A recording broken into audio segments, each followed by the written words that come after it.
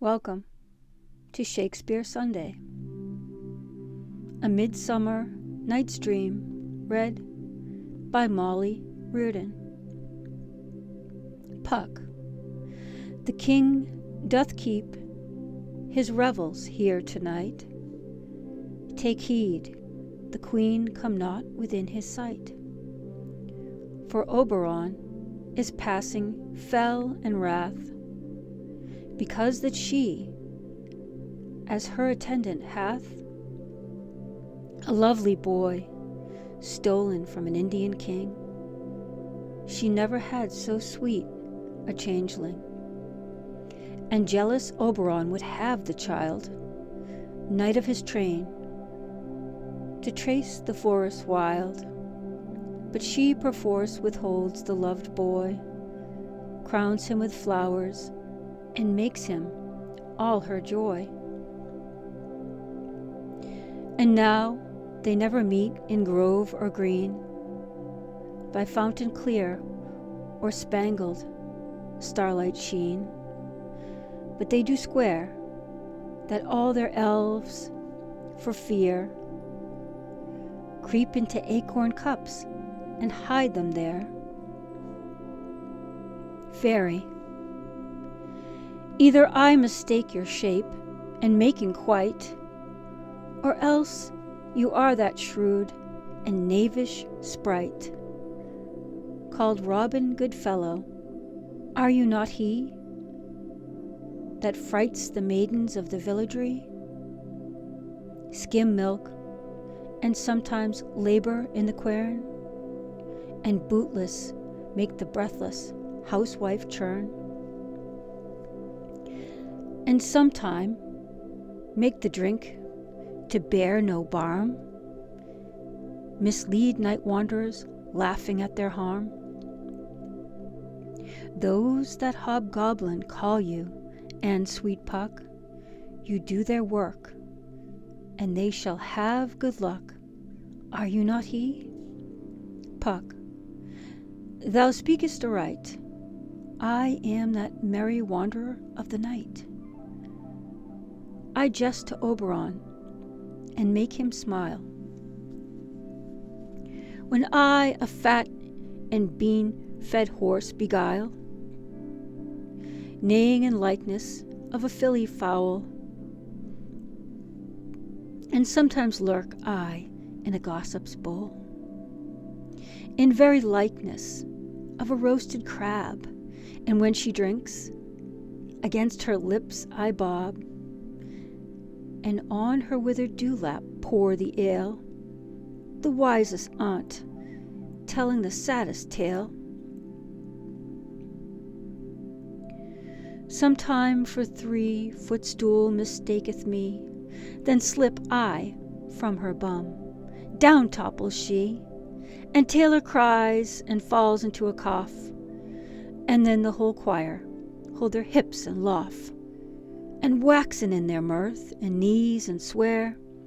A merrier hour was never wasted there.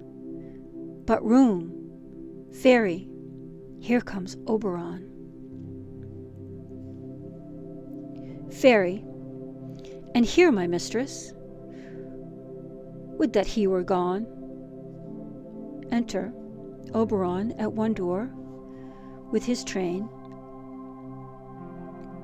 and Titania at another with hers. Oberon. I'll met by moonlight, proud Titania. Titania. What? Jealous Oberon? Fairies, skip hence. I have forsworn his bed and company. Oberon. Tarry, rash wanton. Am not I thy lord? Titania. Then I must be thy lady. But I know, when thou hast stolen away from fairyland, and in the shape of Corin sat all day, playing on pipes of corn and versing love to amorous Phillida. Why art thou here, come from the furthest steep of India? But that, forsooth, the bouncing Amazon, your buskined mistress, and your warrior love to Theseus must be wed, and you come to give their bed joy and prosperity. Oberon.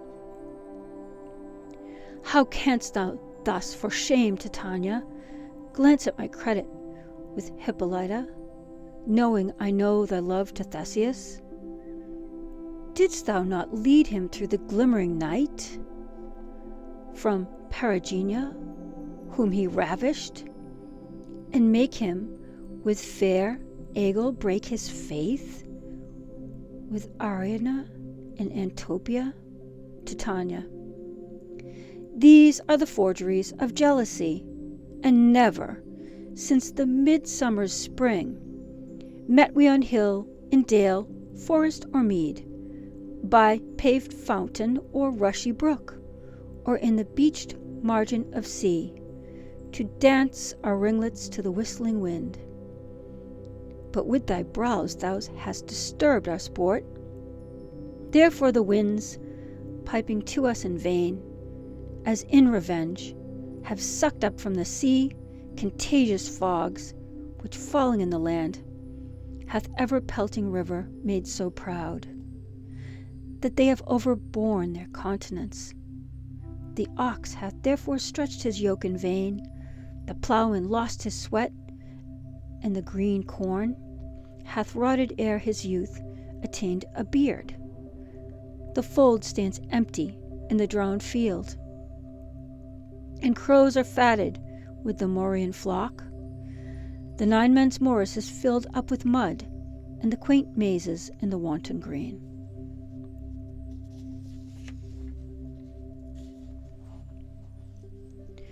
For lack of tread are undistinguishable. The human mortals want their winter cheer. No night is now with hymn or carol blessed. Therefore the moon, the governess of floods, pale in her anger, washes all the air. The rheumatic diseases do abound. And thorough this distemperature we see, the seasons alter, hoary-headed frosts fall in the fresh lap of the crimson rose, and on old Heme's chin an icy crown, an odorous chaplet of sweet summer buds, is, as in mockery set, the spring, the summer, the childing autumn, angry winter change their wonted liveries, and the mazed world, by their increase, now knows not which is which. In this same progeny of evils comes, from our debate, from our dissension, we are their parents and original. Oberon. Do you amend it then?